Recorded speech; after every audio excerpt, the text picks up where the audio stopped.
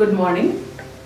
मैं हूं डॉक्टर प्रतिभा तिवारी, फर्टिलिटी विशेषज्ञ, ओएसिस फर्टिलिटी रायपुर से।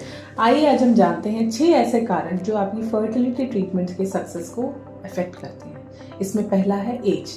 अगर आपकी एज 35 ईयर्स से ज़्यादा है और पुरुषों में ये अगर एज 40 ईयर्स से ज़्यादा है तो आपकी फर्टिलिटी ट्रीटमेंट में सक्सेस रेट कम हो सकता है। दूसरा कारण है एग और स्पर्म की क्वालिटी, इनके नंबर्स, और अगर इसमें कोई जेनेटिक डिफेक्ट है और नंबर्स कम हैं तो फर्टिलिटी ट्रीटमेंट के सक्सेस रेट कम हो सकते हैं। नंबर 3 पे है कॉज ऑफ इनफर्टिलिटी। अगर कुछ करेक्टेबल रीजंस है जैसे कि हार्मोनल इम्बैलेंसेस, इरेगुलर पीरियड्स या फिर ब्लॉक्ड ट्यूब्स, तो इनमें सक्सेस रेट बेटर होता है।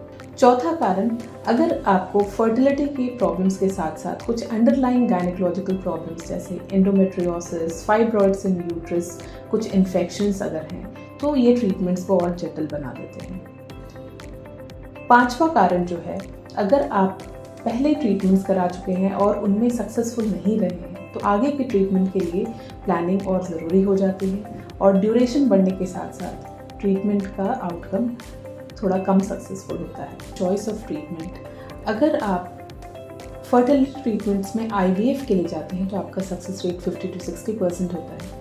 IUI में ये सक्सेस का प्रतिशत घटकर 15 to 20% पर आ जाता है। और अगर आप सिर्फ टैबलेट्स और नेचुरली ट्राई करने वाले ट्रीटमेंट ऑप्शंस में हैं तो ये सक्सेस रेट अराउंड 5 to 10% का होता है। इसके अलावा आप किस क्लिनिक में ट्रीटमेंट ले रहे हैं ये भी इम्पॉर्टेंट है।